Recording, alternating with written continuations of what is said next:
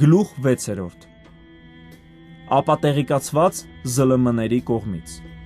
Իսլամը որպես դուրեկան կրոն 2001 թվականի սեպտեմբերի 11-ի ահաբեկչության անուղղակի հետևանքներից մեկը իսլամի նկատմամբ ԶԼՄ-ների հատուկ ուշադրությունն էր։ Իսլամը գրեթե միշտ ներկայացվում էր որպես խաղաղության կրոն։ Արևմուտքի բնակիչների համար այն դարձրել էին դուրեկան և հաճելի։ Հարցազրույցների ժամանակ մասնագետները փորձում էին տարանջատել կրոնական իսլամը քաղաքականից, ինչն անկարելի է։ Եթե մուսուլմանը հեռուստատեսությամբ կամ մամուլով հայտարարում է, որ իսլամը խաղաղության կրոն է, ապա դա բացատրվում է երկու ձևով։ Առաջին. ցանկալի տեղեկություններ, որոնք ներկայացվում են որպես իրականություն։ Թեև սա այն իսլամը չէ, որն ուսուցանում է Ղուրանը, այս մարդն իրականում ցանկանում է այդպիսին տեսնել այն։ Նա անկեղծորեն հավատում է, որ իր բացատրություններով կարող է չեղյալ դարձնել իսլամի տհաճ կողմերը։ Երկրորդ. խաբեություն, մարդկանց դարձի բերելու նպատակով։ Սա նույնպես ջիհադը կիրառելու միջոց է։ Թշնամուն սպանելու փոխարեն նրան դավանափոխ են անում կեղծ տեղեկատվությունների միջոցով։ Ցանկալի մտածելակերպ, որ ներկայացվում է որպես իրականություն։ Սրա փայլուն օրինակը հայտնի հաղորդավար Օփրա Ուինֆրիի Իսլամ 101 հեռուստաշոուն էր, որ հեռարձակվեց 2001 թվականի հոկտեմբերի 5-ին Ամերիկայի դեմ կատարված ահաբեկչությունից հետո։ Այդ ժամանակ Միացյալ Նահանգները դեռ չէր դիմել պատասխան գործողությունների։ Օփրան մի քանի մուսուլման կանանց հրավիրել էր հարցազրույցի, որպեսզի նրանք հեռուստադիտողին սովորեցնեին իսլամի հիմնական դրույթների մասին։ Հեռուստաշոուի հյուրերից մեկը Հորդանանի 31-ամյա ժամանակակից և արևմտացած թագուհի Ռանիան էր։ Օփրան նրան խնդրեց մեկնաբանել կանանց և տղամարդկանց իրավահավասարությունը իսլամում։ Նախևառաջ թագուհի Ռանիային իսլամի մասին որևէ բան հարցնելը նույնն է, ինչ Մայքլ Ջեքսոնին քրիստոնեության մասին, կամ թե ինչ է սովորեցնում Աստվածաշունչը։ Սակայն թագուհին և հարցազրույցին մասնակցող մյուս մուսուլման կանայք իրենց այնպես էին պահում, կարծես մեծագույն հեղինակություն էին իսլամական աշխարհում։ Թագուհին ամենայն վստահությամբ հայտարարեց. Իսլամում կանայք և տղամարդիկ իրավահավասար են, այնպես որ կանանց իրավունքները երաշխավորված են իսլամի կողմից։ Նրա պատասխանները բավականություն պատճառեցին արևմտյան հեռուստադիտողին, չնայած որ ճշգրտորեն չարտացոլեցին կանանց վերաբերյալ Ղուրանի ուսմունքը։ Եթե կանանց և տղամարդկանց իրավունքները հավասար են, ապա ինչու է Ղուրանն ասում. Մուսուլման տղամարդը կարող է ամուսնանալ 4 կնոջ հետ, իսկ մուսուլման կինը միայն 1 տղամարդու հետ։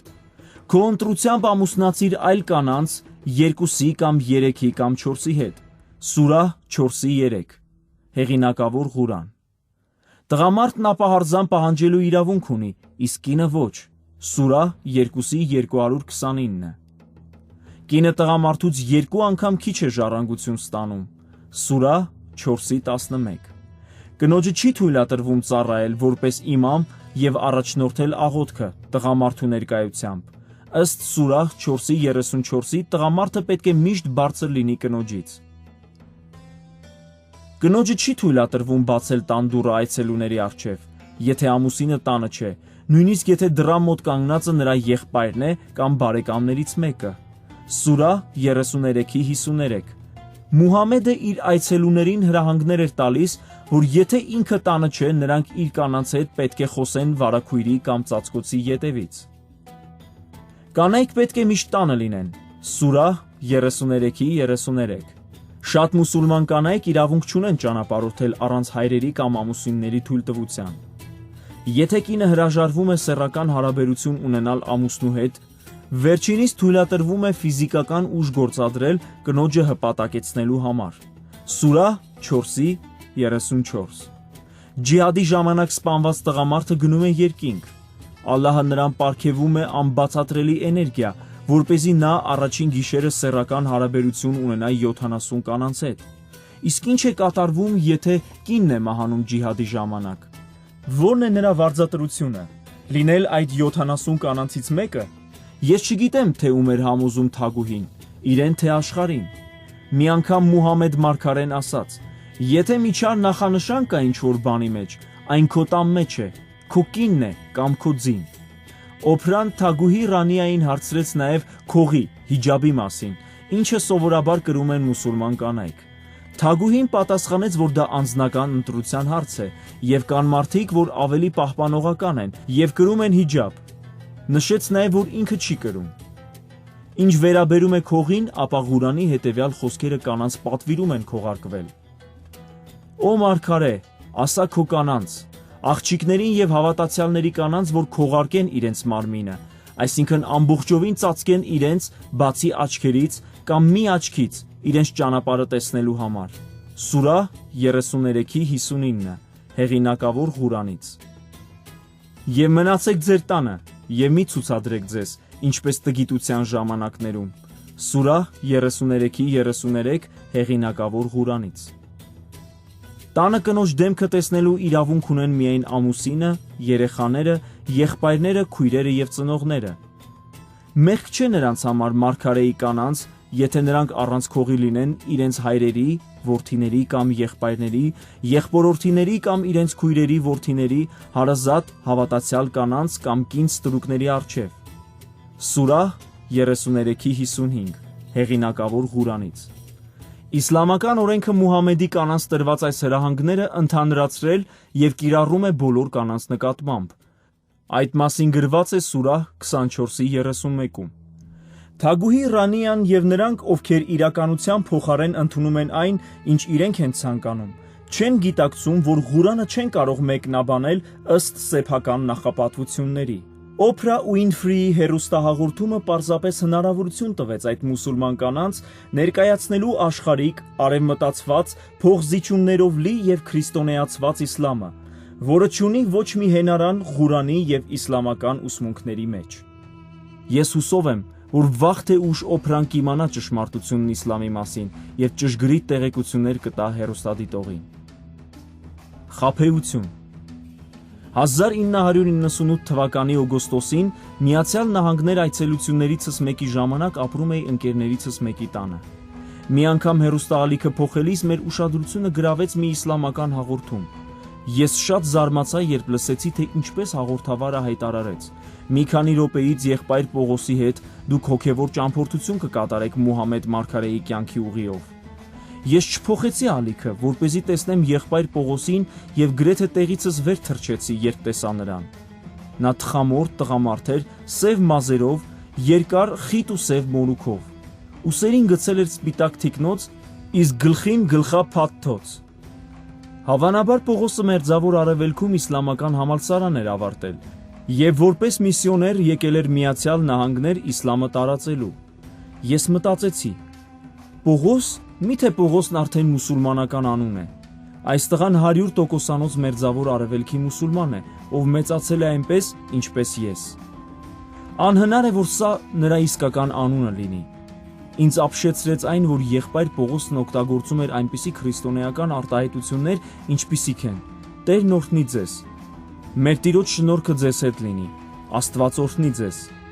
Նա խոսում էր Արարիչ Աստծո մասին եւ այն մասին, թե ինչպես մարդը կարող է փոխհարաբերություններ ունենալ նրա հետ, լսել նրա ձայնը եւ որ նա լսում է մեր աղոթքները եւ մենք պետք է թույլ տանք, որպեսզի Աստծո հոգին գործի մեր մեջ։ Ես ցնցվեցի։ Այդ հաղորդումը հեռարձակվում էր Կալիֆոռնիայից։ Մտածում էի այժմ հասկանում եմ, թե ինչպես են նրանք տարածում իսլամը Միացյալ Նահանգներում եւ Եվրոպայում։ Տեղիցս վեր թռչելով աղաղակեցի. «Օ Աստված, ողորմիր Ամերիկային։ Աստված, պաշտպանիր Ամերիկան եւ այս մեծ երկրում ապրող քո ժողովրդին։ Խնդրում եմ, բացահայտիր այս խաբեությունը եւ փրկիր մարդկանց այս խաբեությունից»։ Ընկերս եւ ընտանիքի մյուս անդամները մխիթարում էին ինձ ասելով. Աստծո պաշտպանող ձեռքն Ամերիկայի վրա է, հիմնադրման առաջին իսկ օրվանից եւ միշտ կլինի մեզ վրա։ Ես ընկերոջս հարցրի. ինչու այս մարդը չի ասում իր իսկական անունը։ Ինչու է Ամերիկային ներկայացնում նոր իսլամ, որն ամբողջովին տարբեր է այն իսլամից, որի մեջ ապրել եւ մեծացել եմ ես։ Ինչու է ներկայացնում այնպիսի իսլամ, որն ավելի մոտ է քրիստոնեությանը, քան իրական իսլամին, տարիներ շարունակ իմ ուսումնասիրած իսլամին։ Ես ասացի. այս մարդը ամերիկացիներին պետք է ասի իր իսկական անունը։ Նրա անունը ավելի շուտ Մուհամմեդ, Ահմեդ, Մահմուդ, Մուստաֆա, Օմար կամ Օսամա է, բայց ոչ Պողոս։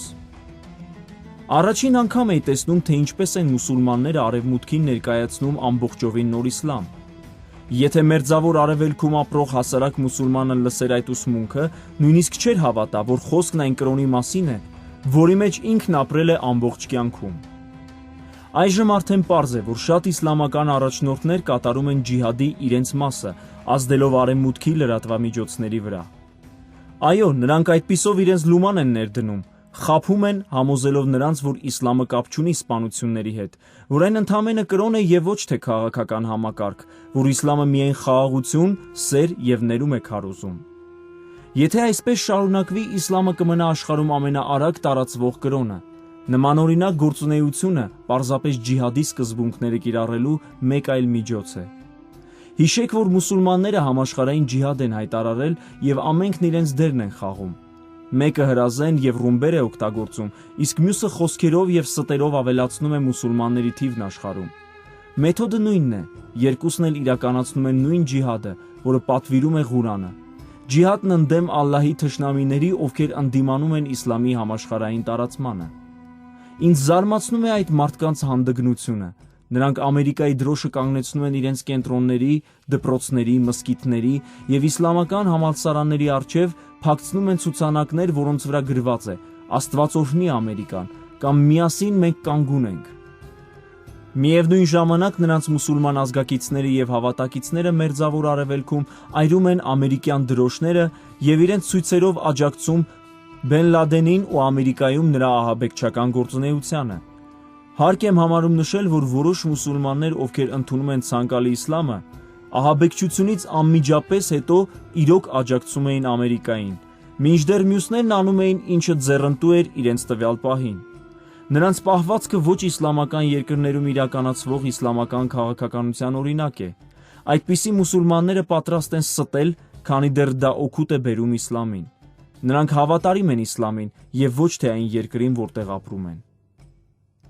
Հավատարիմ երկրին։ Ես գիտեմ, որ շատ մարդիկ չհամաձայնելով ինձ հետ կասեն.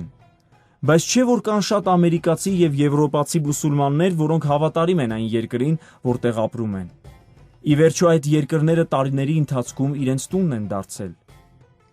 Այս դիտողությանը պատասխանելով նշում եմ, որ իսլամը չի հավատում ոչ մուսուլման ժողովուրդների ազգային միաբանությանը եւ չի ընդունում իսլամական օրենքին չհետևող երկրներին։